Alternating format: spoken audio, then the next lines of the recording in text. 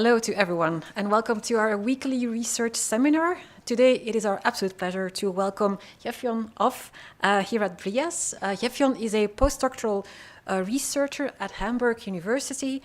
Previously, she was a postdoc at Leuphana University of Lüneburg and a PhD student at Gothenburg University. And her research typically takes a comparative approach to the study of gender and political behavior. And it is also published, if you want to look it up, it is published in various forms, amongst others, a Cambridge Elements and journal articles in various high-impact journals. So today, Gefjon will present ongoing research on the topic of young men and women's gender equality attitudes. So Gefjon, the floor is yours.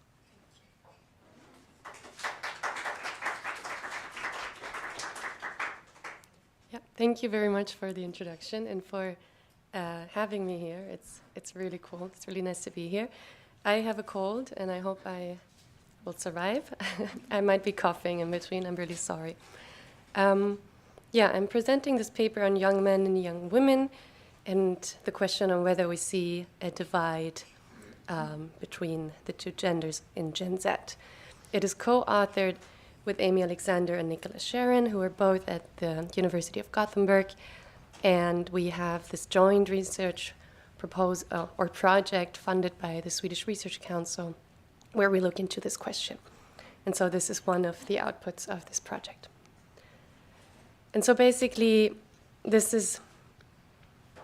Sorry.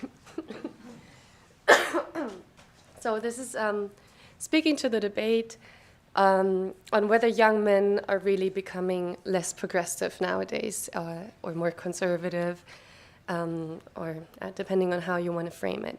And it's a debate that has been quite widespread on the news. And then there are some articles about it now. Most of them are descriptive, and they present quite some cross-country variation. They look at different variables. One looks at left-right ideology, the other one looks at the likelihood to vote for the radical right, or the probability to vote item, rather than the self-reported vote item. And they come to mostly mixed findings. There are some tendencies in some countries, not in others. So there's no clear answer yet to this question, even though in the media it's been discussed as if it was quite clear, I guess. And so what we try to do with our work is not just to describe what's going on, but also to explain what might be going on, and thereby also make sense of some of those mixed findings. And what we do, in line with our previous work, is that we focus on gender equality attitudes as the variable in which we might see a Gen Z divide or not, which is because we have found that this is the variable where the divide shows most consistently. And so in one of our previous papers, I guess the first one on this, we looked at the item, the one in italic letters, advancing women's and girls' rights has gone too far because it threatens men's and boys' opportunities, and whether people agree with it or not, basically. And here we find that across all European Union countries, in 2020 already, young men here aged between 18 and 29 are most likely to agree with this statement compared to older men and women of any age group. And we thought this was puzzling, so we looked deeper into it. And we found that this was driven especially by young men residing in regions with rising unemployment. So we have this data at the SEP national, regional level, and also young men who consider public institutions as unfair, and especially schools as unfair. So that was one piece that we put out, and another one that came out last year, where we repeated the survey collection of this measure and also other measures in 2023, and we have data then again from all European Union countries. And here we find that young men are particularly opposed to gender quotas in politics, and this is especially young men with lower incomes and education levels. And again, at the regional level, young men residing in regions where women more strongly outperform men in terms of education. So on average, we know that women now do better than men in education, but in some places they do so more strongly than in others. And in those places, we see a stronger opposition among young men to gender quotas in politics. And so This is our previous work that then guides us to what I'm presenting today, and also to the theoretical argument that is basically guiding our line of work. Our overall argument is that young men today are particularly vulnerable to weakening support for gender equality today, partly because of their loss of economic privilege under increasing gender labor market competition. And so what is happening is that women are entering male-dominated labor markets in a sense that labor markets have historically been male-dominated, and especially young women are entering those labor markets, and they are then perceived as a threat to the social norm of male dominance, and perceived, but also to some at least, a realistic threat to individual young men's economic performance. This is the overall theoretical argument, and I'll walk you through it step by step on what it really means and what kind of testable implications come with it.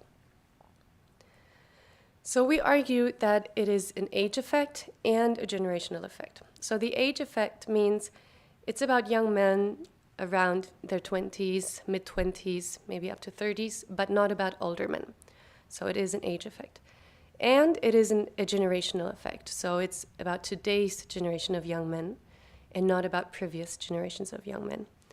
We do not think that it is a period effect, which means not all men of all age groups. And we don't think it's a general backlash. So we don't think that these young men are opposing all kinds of perhaps feminist or progressive attitudes, but specific ones. So about the age effect, why do we think it is young men and not older men? It is young women who are now outperforming young men in education, but not in labor force participation. I don't think there's any country, or maybe one or two, I don't know, but in most countries, women do not outperform men in labor market participation, but they do in education. And in education matters most in the early career. So this one area where women are outperforming men matters once they come into the entry-level job market. But afterwards, it won't matter as much anymore, because then your career is influenced also by a lot of other factors. Also, afterwards, there will be a glass ceiling effect for those who compete for leading positions, and there will be a motherhood penalty for those who have children. And so these structural discrimination ways, I guess, are weaker in the entry-level job market, and gender competition is fairer in the entry-level job market.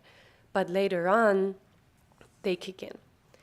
And so it is in that age period, men in their 20s, young men and women in their 20s, around at least their 20s, mid-20s, that we expect that this gender competition is perceived strongest.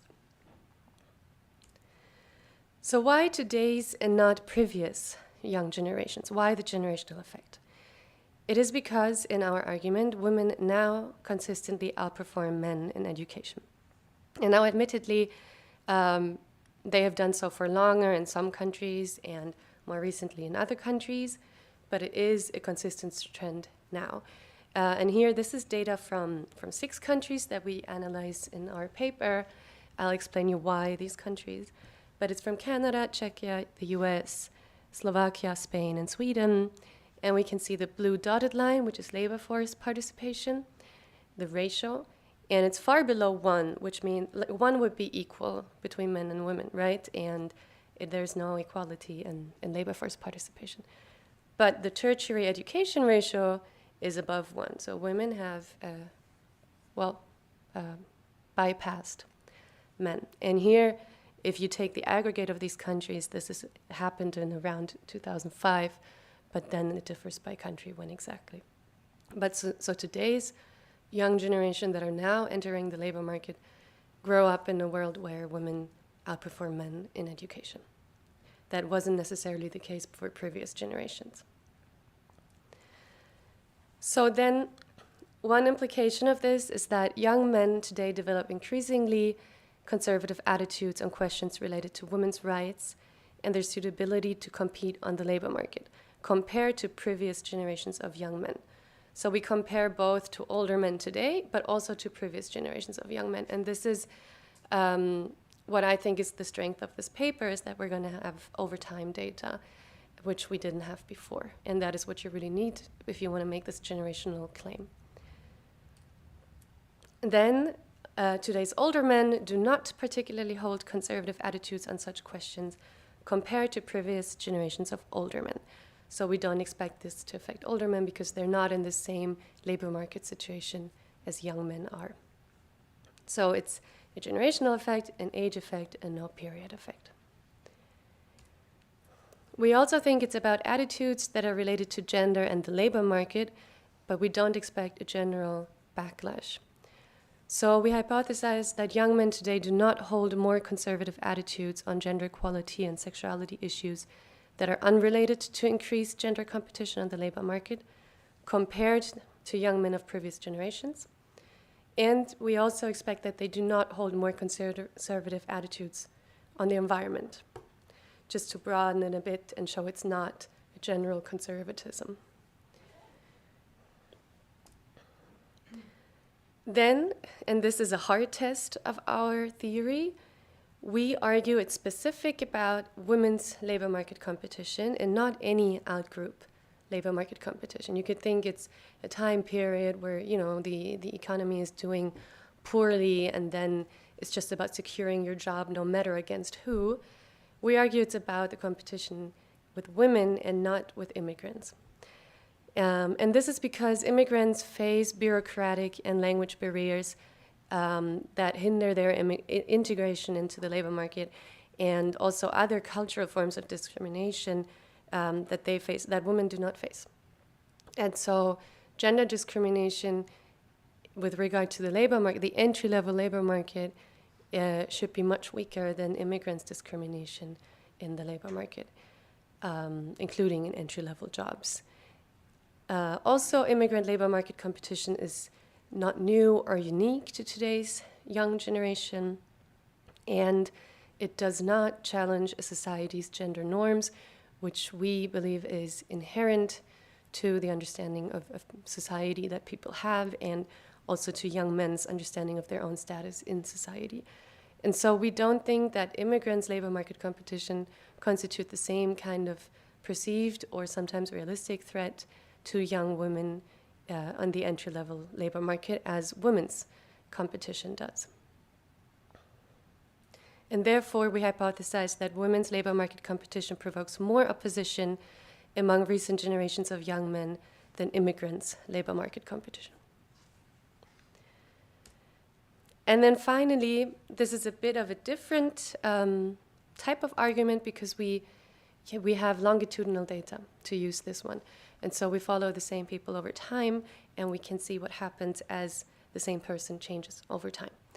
And so we think that decreasing young men's vulnerability to labor market competition will make them develop more progressive gender attitudes, which guides us to the hypothesis that within the same young men, in recent generations, increases in education, income, or secure employment status will increase their support for gender equality. So these are our hypotheses. We have data for the first 4 hypotheses. We have cross-sectional data, but over time, from the World Value Survey, European Value Survey, and then we have several waves. And we have these 6 countries, which is purely data-driven. These are the countries with the questions that we need that are included for at least 2 waves over a time period of at least 15 years, because we want to see those changes.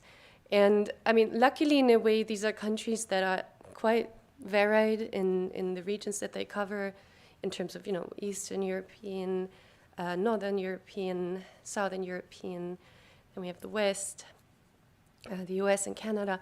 So there is some variation there at least, which is interesting, I think. But there's no good theoretical rationale behind this selection. And then our N is between 21 and 33,000, depending on the dependent variable. Our dependent variables are the most interesting ones for our hypothesis are when jobs are scarce, men should have more right to a job than women, and men make better business executives than women do. So these are really variables that hint at gender labor market competition. It's about how men and women do on the labor market in direct comparison. And then to test the other hypotheses, we have 2 questions on whether it's justifiable to be homosexual and justifiable to have an abortion. Then for environmentalism, protecting the environment should be given priority, even if it causes slower economic growth and some loss of jobs. And when jobs are scarce, natives should have more right to a job than immigrants. This is interesting because the wording is the exact same for the immigration one and for the women one, just that one is men versus women and the other one is natives versus immigrants. And so you can really isolate the effect of which group it is. And we standardize all the dependent variables. And then for the final hypothesis, we have longitudinal data, so we track within individual changes. It's the LIS panel from the Netherlands using data from 2007 to 23. And the dependent variable, it's not perfect because it's not exactly about the labor market, but it's the best we have. It is unnatural for women to have control over men. And we recoded it to binary for agreement. We have 86,000 observations for more than 16,000 respondents over time. And here we focus only on those who were young, so according to our definition, between 18 and 29 years old, in the year 2007 when the panel started. And so we track them then, how do they develop as they grow older? Okay. Well, then we have quite a simple setup, really, because our independent variables are just gender and age in an interaction. So we have 4 categories, young versus older, and then women and men, and then, the intersection between the 2. We do APC analysis, age, period, cohort. We do them with and without controls. Some people argue you should do it without controls because there's nothing that influences your gender or your age, so you don't need a control variable, and there are no confounders. But then other people want to see them. And so we have them education, religious, left, right, married, income, country. The results hold either way. And we use survey weights. And then we do, for the 5th hypothesis, a fixed effect panel regression analysis with the longitudinal data. And here we have controls, whether they're married, left, right, or students. And none of these are, of course, causal analysis. So let's get to the results. These are all the results for hypothesis 1 to 4, basically. And so the first 2 panels show the variables that we are most interested in. When jobs are scarce, they should be given to men, and men make better business executives. And then what you see is the green dotted line are young men, and then the yellow line are old men. And then we have women. Older women, the red line, and the blue dotted line are young women. And so we can see that with both of these items, the x-axis is time, right? So this is from 1994 to 2022, and this is from 2005 to 2022, just based on data availability. And then the blue line, the young women, they just consistently are least likely to agree with this statement. Not surprising. The older people, both men and women, on both questions, become more progressive over time. And there's a gender gap, but still both become more progressive over time, which is what we would expect, right? That as the newer generations become old, those people who are old have a bit more progressive values because the younger people tend to be more progressive than the older ones. But then here we have the young men. So those people who were young in the 90s, and then now the young men today. And we can see that young men today are more conservative on both questions, and to a stronger extent on the first one, than they were before. So this is in line with our hypotheses. Then we have the one on immigrants in direct comparison. And it's interesting because, so there are much fewer gender gaps, first of all, over time. And the older ones are a bit more conservative, but they become more progressive over time. We have a bit of a, peak, but then it goes down again around 2010 to 14. And then the women, the young women, they follow the same trajectory, but end up becoming more progressive again. And the young men follow a similar trajectory as well. They don't diverge as strongly as they do on the gender questions, but they do diverge a bit from young women. And the gender gap is larger among the young than it is among the old. So there is a similar tendency, but it's not as pronounced, which is in line with what we expect. Then for environmentalism, I mean, everyone just becomes, well, first a bit more progressive, then I guess this is the economic crisis, and then a bit more progressive again. Young women a bit more strongly than the others, but there's no indication that young men today are particularly more conservative. And then abortion, everybody becomes more progressive, including the young men, and homosexuality the same. So this is all in line with our hypothesis. Just to repeat, the hypothesis that young men today develop increasingly conservative attitudes on questions related to women's rights and suitability to compete on the labor market compared to previous generations of young men, and today's older men do not. They do not hold more conservative on attitudes on gender equality and sexuality that are unrelated to gender competition on the labor market. So these were abortion and homosexuality in our data, and also not on environmental protection. And women's competition provokes more opposition among young men than immigrants' competition. So all of that so far is confirmed or supported by the evidence. This is by country, and it shows that there are some country differences. So in the pooled analysis, it looks much neater. In the country analysis, not as much. So the trends aren't as clear in the US. They are in Canada, but we don't have data points here in between 2008 and 22.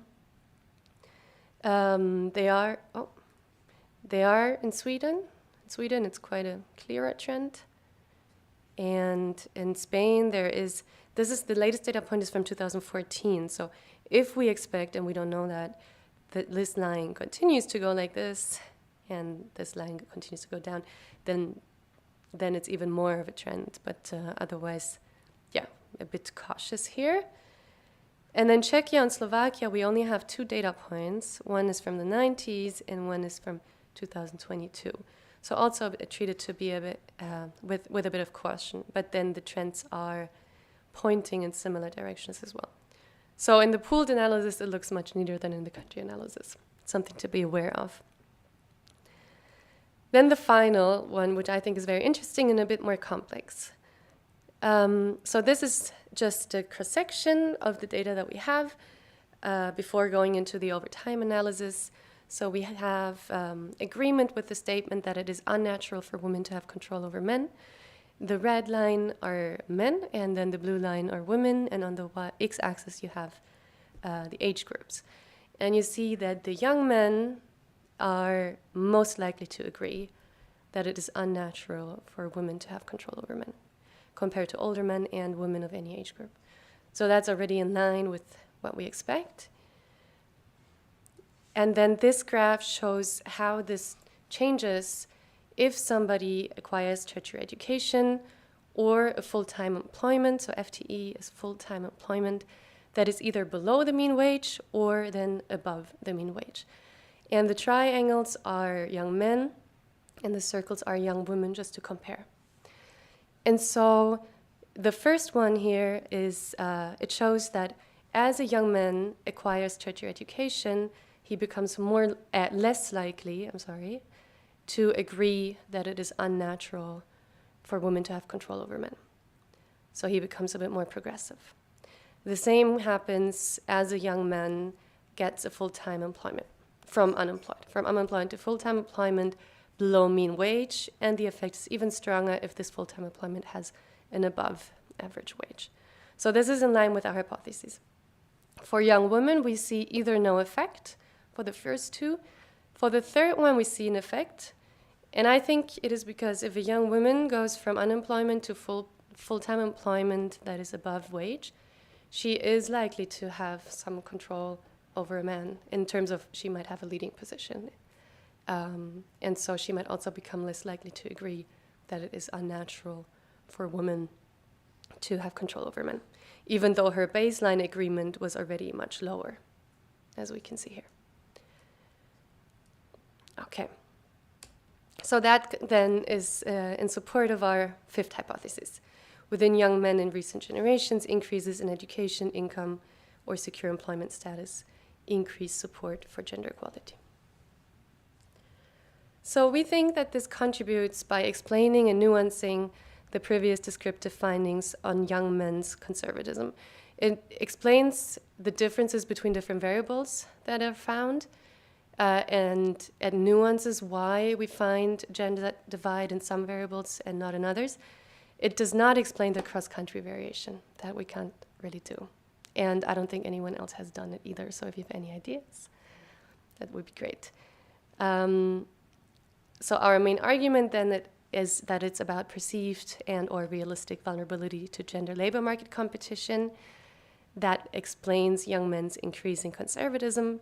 But what is also interesting is that it's not a general backlash. So it's not that they face this kind of competition or think that they might face it in the future, and that's why they become opposed to everything that has to do with feminism. That's not what we see. So far there seems to be no spillovers to items unrelated to competition, which I guess is good news. So I have a final reflection.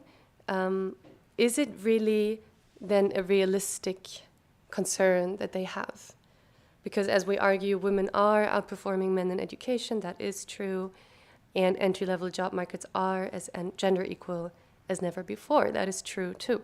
So we might just say, well, maybe they just have a concern that is, it's kind of true, and we can understand that, and we can deal with it, and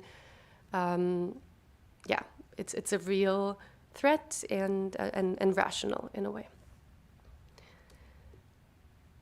But then, if you think it through, it's not that rational, because we see that the lower educated men are the ones who perceive these threats most strongly. But the lower educated ones and also the lower income ones are the ones who are less likely to be competing against women on the labor market because of gender job segregation, and also because they're not competing for leading positions. So if gender quotas is what is threatening them, for instance, gender quotas are always put in place for leading positions. But if you are a lower educated, lower income man, you're most likely not competing for a leading position, or at least not yet. So you're not really facing the gender quota hurdle that might come at some point or for others. And if you work in a lower educated, typical men's job, then you're probably not competing against women as much. So even though there might be men, and there are men who will be facing a situation where it's about, am I getting the job or is a woman getting the job? And if there's a gender quota or an initiative by the company or so to advance women, then they might actually have a disadvantage. Most men, and especially the the lower educated and lower income ones, are probably not in that situation. And so then the question is it really a realistic threat, or is it a more general perception of a general threat, a perceived status threat, and not a direct economic threat? And then if it is a more general perceived status threat, that becomes much less tangible, difficult to tackle if we think of implications, policy recommendations perhaps, and probably also more likely to result in some kind of spillover to other indicators where we would also perhaps expect some backlash then, especially if we consider that social media also feeds these kind of notions, of course. So this is just a reflection, because I don't think that the very realistic threat thing is the whole story. But that's it for me. Thank you.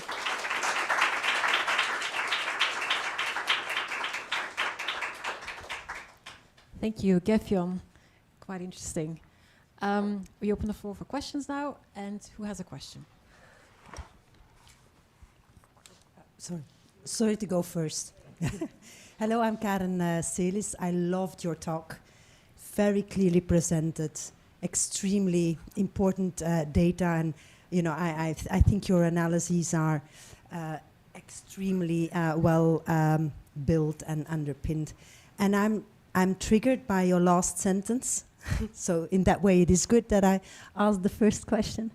So you say, and I think that you're absolutely right to interpret this as a status threat.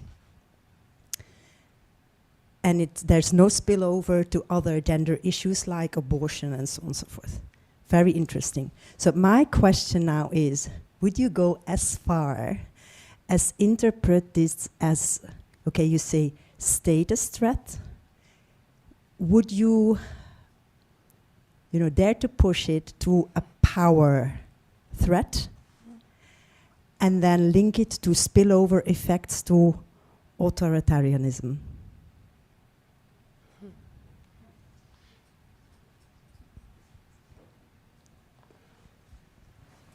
Should I go? Okay. It's up to you, Gefjon. We can also take a couple of questions first, and then we go back to you. It's your decision.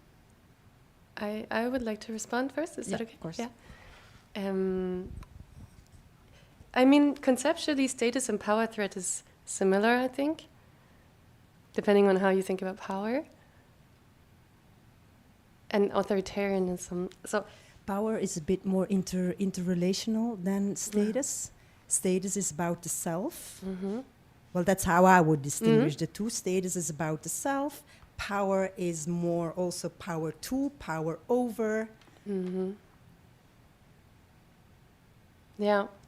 I don't have the question myself, the answer either, but I just want to hear you dwell on this a bit. Yeah. So in the paper, we do write about the threat to male dominance in labor markets.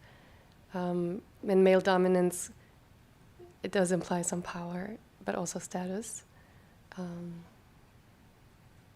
And social dominance is important in authoritarianism. I mean, I'm going to self-promote, but we just, in this Cambridge element that we published, we look at the relationship between gender and sexuality norms and authoritarian attitudes, and there's a really strong relationship, and it's stronger than the relationship between authoritarian attitudes and other democratic attitudes even. And so we make a claim that this relationship is so strong, yet often overlooked when we talk about authoritarianism. So I think it is absolutely key that people who have those gender ideas about dominance of men over women tend to have very authoritarian attitudes, or relatively to other people, and the relationship is really strong. So yes, I think there is a clear link. But then, for what it translates into, like in our nowadays societies, I don't want to be too pessimistic, because we don't see, on whole, that young men are particularly more likely to vote for the radical right than men in the age group that is a bit more older. And yeah, I mean, things have to happen for those authoritarian attitudes to then translate into vote choice, of course. But there is a risk, and there's a tendency, and there's a relationship, yes. But what does it really mean? And do these young men, because they have these attitudes, also then, I'm not so sure. It's difficult. Yeah. Yeah, I completely agree. Really interesting and very rich analysis. So much data, which is terrific, but it's also a challenge because you explain these general patterns, but what is really going on at the country level? And you indeed showed some differences between the countries. So my first question would be like, what are your intuitive or careful intuitions to explain these differences? Like you pointed out, there's more going on. there's indeed the online influence, there's the manosphere, there are all kinds of, like masculinity cultures, this whole fitness idea, and there may be this broader backlash literature on gender can be helpful. If you look at Judith Butler's latest book, Who's Afraid of Gender, in which she calls it a phantasm, like this it's not real, so maybe this threat that these young men experiencing or think they are experiencing is not real, it's a fantasy. So if you tie the analysis more to this literature, I think that can be really, really interesting also to address exactly to these questions of power, but difficult. Very interesting, challenging, but difficult. And then I just have a question about, you had to work with the questions and the surveys that were available. But if I'm thinking about this idea that it's unnatural for women to have control over men, like what do people think unnatural means, and what does control mean? I don't know if you have any answer or idea, like what the respondents, how they define that, because it can mean so many things. Control. If somebody would pose me the question, I would like to. Yeah, I think it's unnatural for everybody to control anyone, right? So yeah, just food for thought. Yeah. So for cross-country differences, it's a really tricky question, and this whole debate, I think, has been completely lost on this question, and it makes no sense. So in Sweden, the trends are quite strong, even on voting in Sweden, in South Korea as well.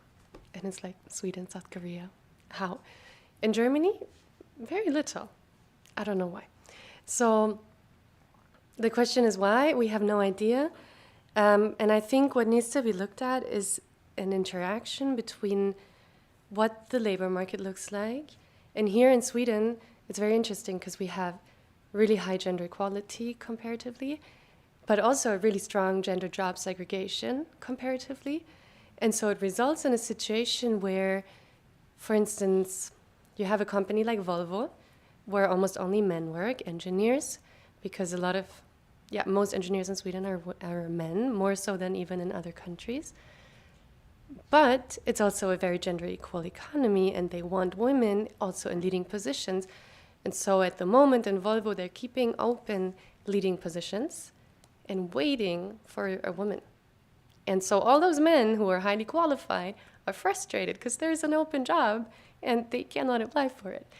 So even in Sweden, where you think, okay, people are generally very progressive, and those men are generally very progressive, and the labor markets are progressive, and the society is quite progressive, but still you have those moments that create a conflict because of how segregated then the job market is. And then, that is one intersection that needs to be looked at, I think. So what exactly are the labor market dynamics? But then also, how is gender politicized? And which issues are politicized by which parties? And that also differs a lot by countries. So in the UK at the moment, transgender rights are a huge thing. So if we had an item of transgender rights, maybe we would see something there. But that is, it's UK and it's happening now. And then in other places, it's other issues that come up. And in the US, suddenly it was abortion, kind of out of nowhere, but not. But the way it blew up, there were always mobilizations, but the way that it is now, well, maybe it was just me saying it's sudden, okay. But in other places, that is not politicized. So which issues are politicized and in what way are they threatening to young men, I think also needs to be looked at. And then this whole online world is another thing. It is an international thing, and young people are internationally active on social media, so I don't know how much it has the potential to explain cross-country differences. But there are also national actors, of course, and then maybe it's also about how familiar and how good people are at English. although in that age group many are. But so there are so many of those variables that it really requires in-depth analysis. And I'm on a team with a group of, I think, 8 people, where we try to group up and write a new element where each of us looks as one context in a coordinated way to try to do exactly that. So this was long, I'm sorry. Judith Butler, yes, the threat is a fantasy. At least partly is a fantasy, because I do think the first part is still true. But partly, yes. Or also what they feel is threatened is also kind of a fantasy, right? It is a construct, their position in society, right? It's not just their direct income or job that is threatened. So we should engage with that line of literature. And what does it mean? It's unnatural for women to control men. I also think it's unnatural for anyone to control anyone. I agree. It's the item that we had. I'm thinking we could maybe reach out to the list people and ask them if they have information. Because, when you test those survey questions, maybe you get information on more of what people actually associate with it. And that maybe that can help answering. Because I don't know. It is a bit of an odd item. I agree. Okay, any other questions? Yes. Thank you. Yeah, you compare different countries. I don't understand why. Wouldn't the effect be more important if you compare, for example, rural versus urban environments? And also the effect of religious beliefs. You didn't talk about it.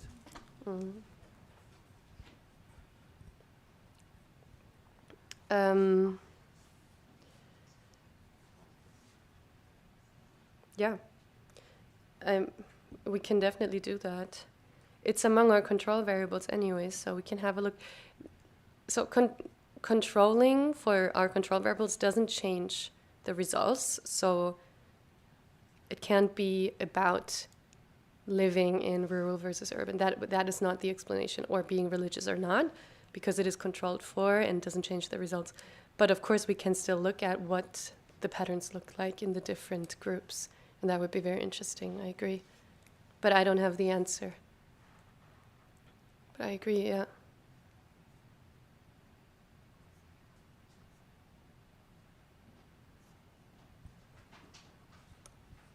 Hi. You ready for the next question? Thank you. No, it was amazing data, as people have said. Really important topic. I don't do this kind of quantitative research, so apologies if the question doesn't make sense. But you sort of started out, your hypotheses were that people were quite rational, so that they had there were reasons, economic self-interest and issues about, basically economic self-interest. And then your conclusions were that actually they weren't rational at all. So then you've kind of got the question left, well, why do they perceive a threat to, you say, status, you could bring in power? And I'm kind of really keen to know more about that. And I wondered if you'd thought about the fact that there are discourses at play. You said, obviously, you mentioned at one point there's an economic crisis happening in certain parts of Europe, I assume more than others. But that was a big factor. But what about the kind of discourses and imaginaries around that? And I wondered if you'd thought about the fact that these individuals you're looking at are also part of a collective group. So presumably they're influencing each other as well. So I'd wondered if you thought about that. So they're not sort of just making they don't have these beliefs just because of their own personal perceptions. They have them because they're shared among their peers and the people that they're interacting with through social media and in the workplace. So I don't know if that was really a question, but it is a question. I'm not expecting you to have the answers, but I would be keen to hear you respond to that in some way. Thank you. Thanks. How rational? There is a rational component to it. One, because women are outperforming men in education, and entry-level job markets are relatively gender equal today. And there is something to lose, but it's not as rational as you can say they are economically losing in the sense that they will have less money or a worse job, for many of them at least. For some of them, that is even the case, I guess, but for most people, probably not. But there is a rational component to it. Also, if you think about it, that, you know, young men come from school and they know the young girls in their class, they always did better on average. And they come from university and they know the girls always did better on average. And probably the best in class was always a girl, most likely. And I mean, that's true in many cases. And so there is a rational part to it, I do think so. But the thing is that what is threatened is maybe not the really tangible economic thing, but something a bit more symbolic as well. Which I don't think it makes it super irrational. It just makes it, less. It's less this hard economic thing maybe. And then the group, I mean, and that's true. I mean, of course, peer groups are super gendered growing up, and that will have a big influence. What I can say is we did focus groups, and I didn't analyze them yet, not systematically, but we have groups in 5 countries, one with only men, one with only women, and then one with that is gender mixed, so 3 groups in each country. And we have them talk about gender equality, basically, and they're all young people. And we are quite surprised that we don't really find... We thought maybe the young men among each other, you know, they start and then they become anti-gender equality, basically, and we don't really find that so much. There are some examples of single men in those groups who have those views, but not so much. And that we don't, at least in this very controlled focus group setting of people who don't know each other before, that dynamic doesn't take off, which is good news, I guess. But then, there's also social media and so on. But if there was a lot of this collective reinforcement of this grievance or status threat, or what you want to call it, then I think we would see more of a general trend across several indicators related to feminism, and we don't really see that. So I'm not sure how strong that dynamic really is.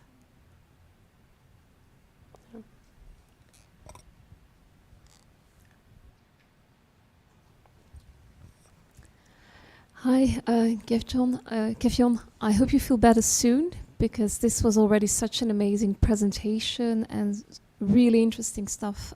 So I can only imagine if you would be 100% on top of things, but really excellently done.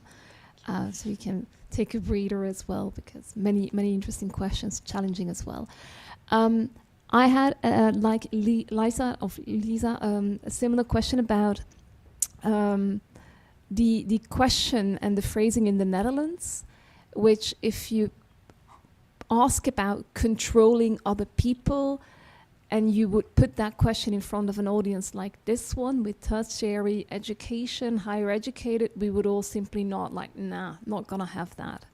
So whilst listening to you, first came my gut reaction, like how much of a desirability bias is there in the data, where you find that the higher educated men, once they attain higher education, they become more likely to say, well, this is can be natural for women to control others, but then so they are kind of talking to the researcher and thinking, well, there's a social norm of gender inclusivity, so I'll just conform and say yes, it can be possible. But if you then think about how awkwardly phrased that question is, you would also expect them to completely reject the question. So there's something going on there that I think is worthy of unpacking further. And so perhaps in the data there may be some angry responses from respondents. Sometimes they do kick back and send you emails saying, I want to file a complaint because I'm not happy with this phrasing, it's biased. So that might be really interesting. And then I had a very broad question. In all the graphs that you displayed, there's attention to women, but of course this story is about men. Is there something more to unpack about the trends you see among women?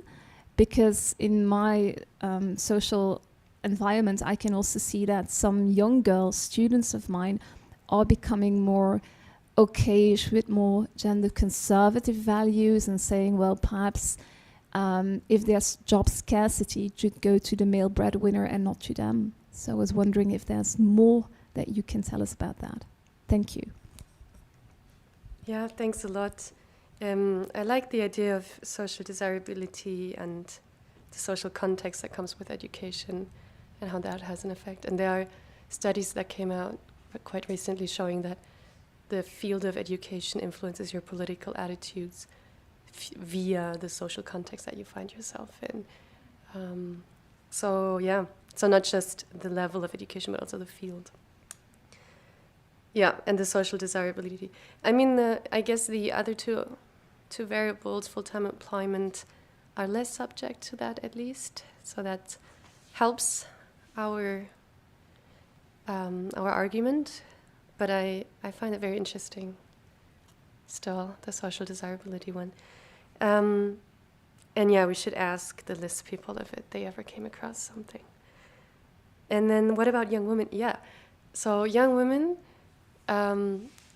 sometimes there's something, I don't have it here, but in some of our, I'm just gonna, and on some of our findings, so for instance, now we're writing a paper where we actually try to get at social media effects, and we were expecting a bubble effect where young men and women diverge because they find themselves in different bubbles in social media, and we don't find that. We find that young men become more conservative in certain contexts on social media, and young women, not so much, no movement, or even also a bit more conservative if they spend a lot of time on social media. A small effect, but still. And then among some of the other analyses that are using more socioeconomic factors and contextual factors, there are some findings where we see a slight tendency sometimes among young women. It's a very small effect sometimes, but yeah, so often we don't see that young women are particularly progressive, more progressive than older women. Which might also be because of some baseline effects, because it's a low level anyways. But sometimes there is something, and we haven't looked into it. And I can see what you're saying, that there might be something like that. Yeah. And maybe there is a social media thing to it too, because social media is super gendered and also gender conservative in many ways, actually, also for women and how women portray themselves. And so yeah, maybe it's very interesting, but we haven't looked into it.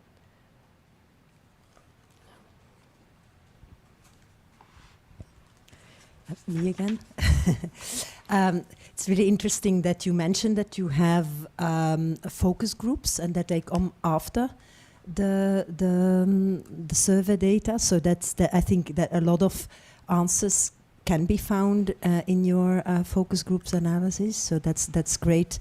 And one of the things that, because you said related to the question, is there a real threat, or is it a fantasy that is constructed also online, and there are political entrepreneurs that promote it, and so forth. We know that literature.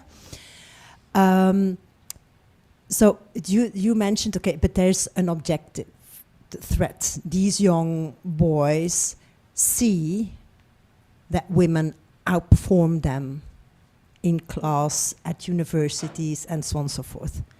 But they also see this in a context of male dominance. So women outperform men, girls outperform men, but men are still heads of schools. They are the CEOs. The face of power is still to a great extent male dominant, and there might be some equality and so on and so forth, but still, it's not the outperforming that is that travels to positions of power, also in a school context, also in a university context. Yeah. So, and I think that the focus groups are brilliant for testing, like, is there a real threat that day? You know, how do they understand the threat, and is there then also some objective reality behind their claims about the threat? Yeah. There is an argument, and I think it is Jessica Fortin-Rittenberger who made it, but I'm not exactly sure. It's not my argument, but that it's a bit about generational comparison in a way that young men today see that they're not going to do as well as their fathers or grandfathers relative to how they did to women in their generation. And young women today do better than their mothers and grandmothers relative to how they did, compared to how they did it relative to men in their generations. And so I wonder if it's also some projection on future projection, basically. So if I am now in school as a young man and the young women are doing better, sure, now we have a head of school who's a man, but I'm sure in 20 years it will be a woman, or whatever, or maybe in 5 years, or what, you know, like, I mean, I don't know, but yeah, the focus groups will help looking at that. But yeah, it just made me think about this relative generational argument and the projection of where you stand and might stand, and your reference, which are often our parents, of course, or the parents' generation. But yeah, the focus groups might help, hopefully.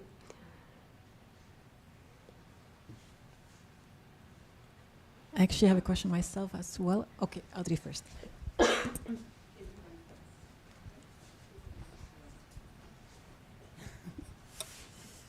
Thank you, Gefjon. I was wondering, since you rely on big data sets, to what extent you could maybe find those data sets, those items on relations between group and how groups are, or they perceive their own group in society.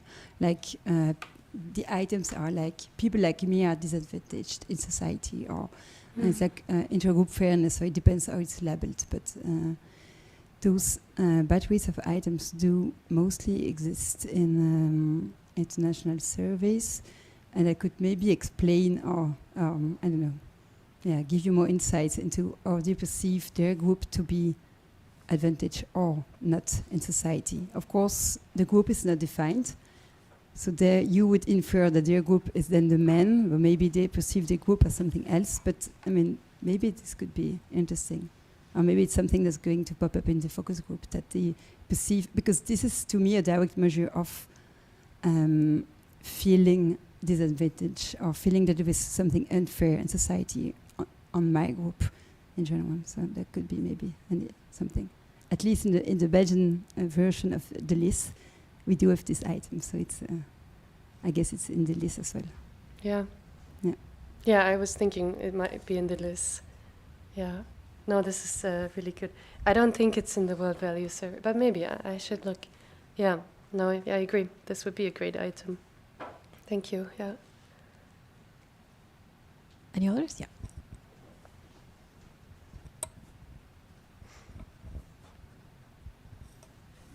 Thank you for the presentation. It's very illuminating. I just wanted to follow up a little bit on this trend, and I wanted to ask you if you ever thought of looking at the interaction between the attitudes of the young men and the attitudes of the young women to see if there is some kind of reinforcing cycle going on there. As, I don't know, young women become more exposed to feminist thought, then the young men perceive that their peers are also becoming more extremist and that the society is becoming more disadvantageous to them, also because of the attitudes that they have in their peers. And I'm thinking about this because of a whole kind of like discourse that started to rise in the US right now about this, what they call the great feminization theory, which kind of collapses the whole entrance of women in the labor market onto whatever is understood as wokeness. So this kind of like,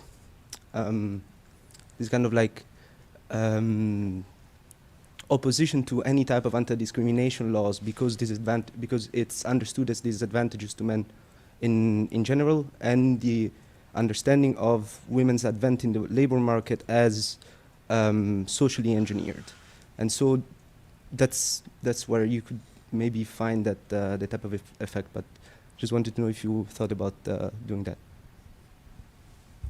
Yeah. I mean, maybe in the focus groups there's some of that dynamic in the gender mixed ones. That would be cool. Well, I don't know. It would be interesting. What we do see is, depending on how you ask survey items on gender equality, so here, a lot of the items, or some of the items look like this, where young women are not particularly progressive compared to older women, but also we already have a very low level of agreement, so there you can't go much lower. And young men are the ones who are more conservative. But then on other questions, so if you ask whether women's discrimination is still a problem in society, you see the reverse pattern where young women are more progressive than older women. So they are more likely to agree that women's discrimination is still a problem. And young men aren't particularly conservative. They are more, there's more like a straight line for men than across age groups. So depending on how you ask a question related to gender equality, you can have those patterns that are either like this or flipped. So maybe it just makes me think that maybe it's true that, yeah, what you say, that, you know, young women have those progressive attitudes and young men have those conservative attitudes, and it might, yeah, speak to each other or reinforce this dynamic. Because, yeah, it does show like that on these indicators. But of course, we don't model the interaction between the two, so I cannot show that. But yeah, maybe in the focus groups we could look at that. Thank you. Any other questions?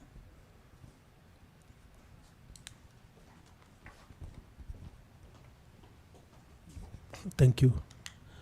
Congratulations for your wonderful talk. I appreciate. As men and as African, I'm very balanced between your arguments. So I have two questions about methodology. First, how did you choose the countries you study? And second, also, how did you choose the members of your focus group? Because I think so, if it mix, how you mix it, so you have the international trend, so having these other countries outside the one you studied. So. Thank you. So the countries are, that's a limitation. They are chosen based on data availability. And so these are the countries for which we have the variables that we're interested in over time, over a reasonably long time period to assess generational differences and at least two data points. And that is the only reason why. I wish we had more. But I don't have a theoretical rationale for this. And I don't want to construct one because it's not true. So that's a poor answer, I'm afraid. And for the focus groups, there are also limitations. So the countries are Sweden, Germany, Poland, Greece, and Spain. And that is driven by money because it's funded by the Foundation for European Progressive Studies, and then it's based on which country office is interested. So no theoretical rationale. And then the focus groups are usually done in a bigger city. So in Germany it was in Berlin, and in Sweden it was in Stockholm, and I'm not sure about the other places. It will be similar. And so the people are usually from around that area. They try to diversify this and get people from surroundings of the cities at least. But yeah, you have a bias. So for instance, in the Berlin focus groups that I watched, several of those focus groups had only people with a migration background, which is in Berlin completely normal. In other places in Germany, it would look a bit different. So yeah, there will be biases based on the place where they chose these people, mostly, I think.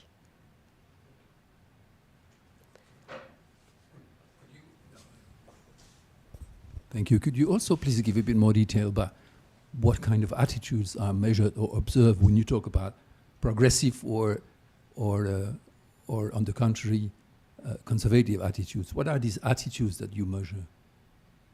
What do you mean? Well, you talk about an attitude. What is behind this attitude? Hmm. What is it observed? No, I don't know how you do it, but what are the attitudes that are observed? I don't know how to say it differently. I mean, is it a survey methodology question, basically? I mean, the attitudes are these items, right? I mean, we ask them to, in a quantitative way, on a scale, express how much they agree with these statements. Okay, that's what you mentioned. Okay. Yeah. Okay. That's what we can do with survey methods in a way. Yeah. Yeah, but maybe it was something else behind it. Yeah, I mean, there might be something behind, of course. But, I mean, there are methods to get at whether they are underlying more like latent attitudes or factors that would explain why people answer the way that they do. And those are analyses that we can run, of course. But we treat them separately because, and I think that is our theory, and it also is what we show. People do distinguish between the different items and answer to them in different ways. And it seems to be driven by different attitudes, which is part of our argument, or different concerns, if you want to say so. But Okay. yeah.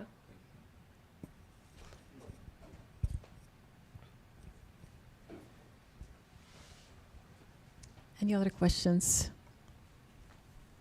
So I had one. Gefjon. Yeah.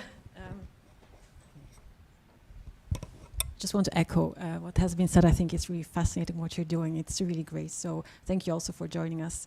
My question was actually, so just going to check it. Yeah. So actually, I was wondering whether you were thinking of disentangling a bit more the aspect of education on the one hand, and then the other aspect of labor market participation and economic power.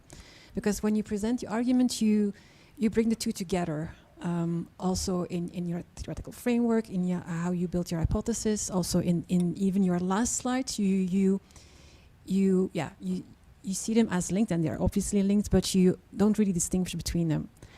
And actually, when you started talking in the beginning, I thought, well, this is going to be an education story. I mean, but then I see why you went to labor market participation, because obviously the dependent variable links to that.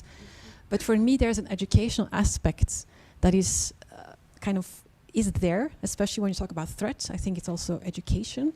And especially because also when you think about it, well, like the big changes that happened recently are the fact that women became much more present in tertiary education rather than women entering the workplace or the workforce, let's say, because that happened several decades ago already. Yeah. So whether it would be useful to look at these two things separately, because also what Karen was saying, like, okay, men are indeed the CEO, so like the power is gendered, but it's also very much linked to educational differences. It's education-based as well, especially higher education versus other types of education. So, yeah, that's my question. Yeah, it's true. And I mean, we have education in here. It's the people who think schools are unfair. I mean, public institutions, and then especially schools. And also here, it's young men residing in regions where women more strongly outperform men in terms of education. I really think education is important. What is interesting with education is that there's no zero-sum game. Even if a girl is best of the class, a boy could be equally good as her. They could be best of the class together. They could have the same points or marks or whatever you want to give them. So, sure, there's competition, but it's not that there's only one job to get and one person will get it or not. And education is kind of it's all about, or at least when you're in high school or so, or at university, it's all about what will I do later.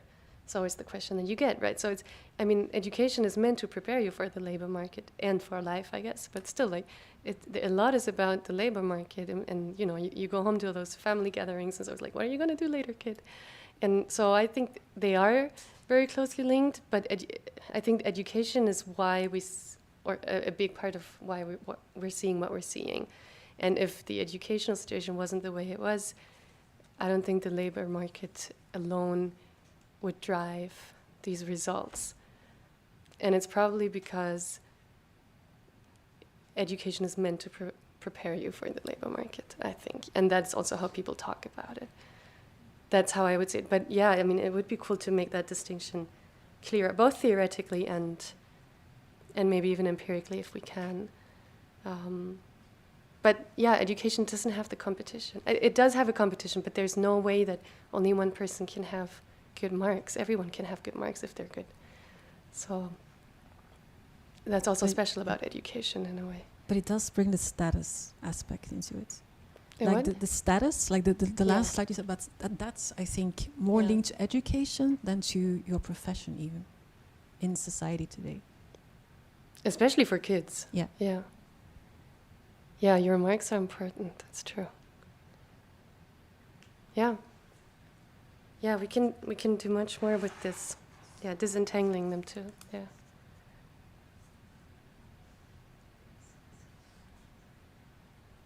Thank you. And then perhaps one final Yeah. for me at least. There's still room for others.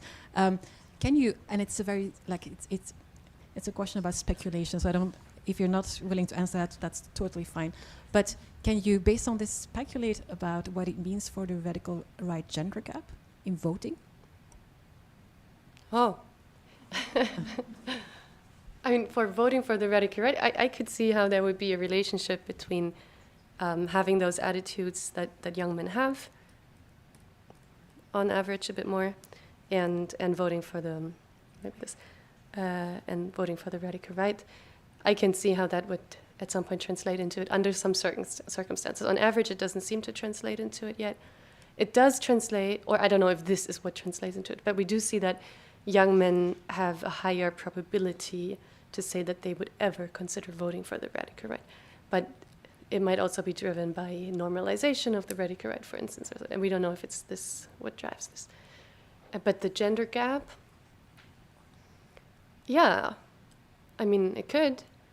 The radical right would probably be in favor of restoring or maintaining some male status or dominance, privately or publicly. Because in some countries we've seen that it's narrowing the radical right gender gap, but it Yeah. might be increasing again for younger generations. Yeah. Yeah. But so, in France, for instance, the arguments that because France is one of those countries where there was no gender gap in the late 10s. I think it might be back, I'm not sure. But did somebody know? No. But anyway, so in France it decreased. And then the argument was that it was about Marine Le Pen who made this argument about being a modern woman as well. And so it's a more of a substantive representation of women argument rather than, because men are represented anyways. So the question is more like, how do you win the women voters? But this kind of argumentation would rather deter the women voters, I guess. So if they would just go by what they're already doing, then that would maintain a gender gap at least, yeah. One more question still. Sorry. Me again. If you get sick and tired of me, just say so.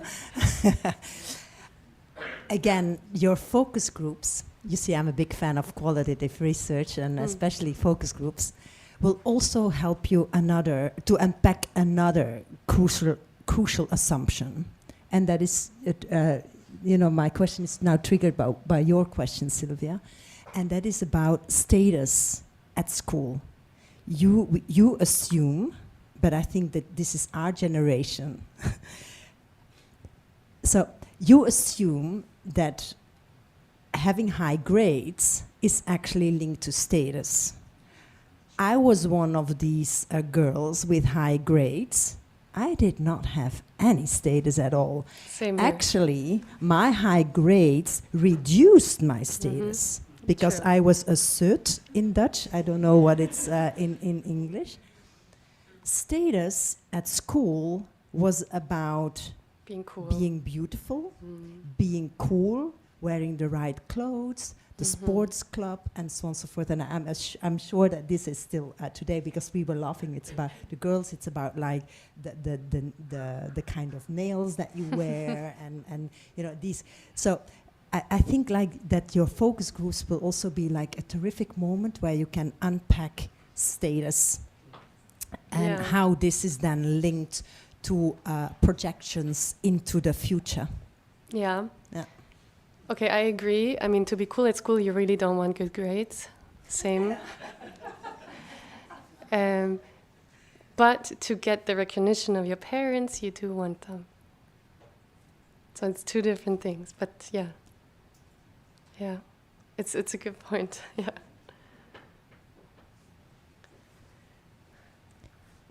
Any other questions? Any other questions? Thank you for the very interesting presentation. Obviously, it raises many questions. I have one more general question. Do you think that these anti-feminist attitudes might be changing in their nature? That today anti-feminism is maybe changing their forms, taking on new forms?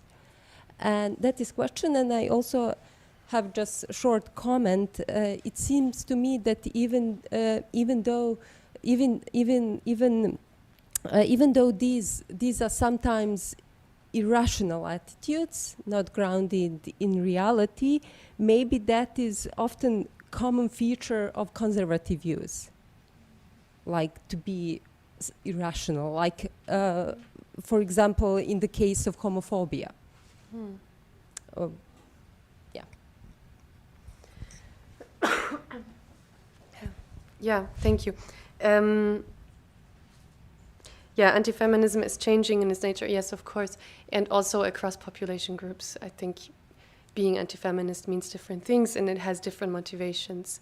And so I think what we get perhaps closest to with our items, well, I don't really know, but for instance, the ones that we use here, advancing women's and girls' rights has gone too far because it threatens men's and boys' opportunities. In this article, we argue it's modern sexism. It's not perfectly modern sexism, but the idea of modern sexism is that, of course, I am in favor of gender equality, but we already have it, so we don't need anything else. And anything else is too much, right? And then you can either think that we already had it 10 years ago and it's long been too much, or we have it now, so we don't need anything more. But this is this idea of modern sexism. And the motivation to be against feminism is a very different one, because you do still say that you believe in some kind of gender equality. You just don't see that there isn't gender equality. But there are people who don't believe in gender equality, right? And that might be for religious reasons, perhaps, or conservative reasons, or nationalist reasons, or authoritarian reasons. Or, I mean, there are many different ways to motivate that, but these are all different types of anti-feminism that we would expect to find in different population groups.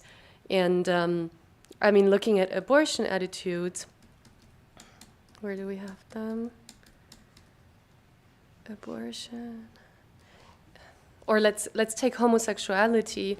We see that older people, sure, they become more progressive as well over time, but they're still less progressive than the younger people. And this is the kind of anti-feminism that I would expect among older people, right? It might be more religious motivated, whereas among young people, I don't expect religious, or not much at least, religious motivated anti-feminism. So yeah, it is differently motivated across different age groups and over time and other kinds of population groups. And then irrational as a motivation, or irrational reasons as a motivation for conservatism, yes. But then I do find very intriguing still that we don't find a general conservatism, and that is what I find so interesting. And so I don't want to say it's purely just this irrational conservative, or it doesn't have to be irrational, but just conservative mindset that drives this, because it's more nuanced than that.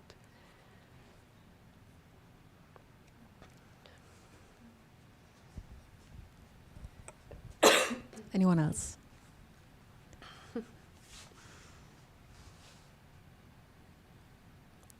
No, I think that's it, Gefjon. Thank you so much again for being here today and for your wonderful presentation and for the Q&A, everybody, of course. Next week, we're back on Thursdays.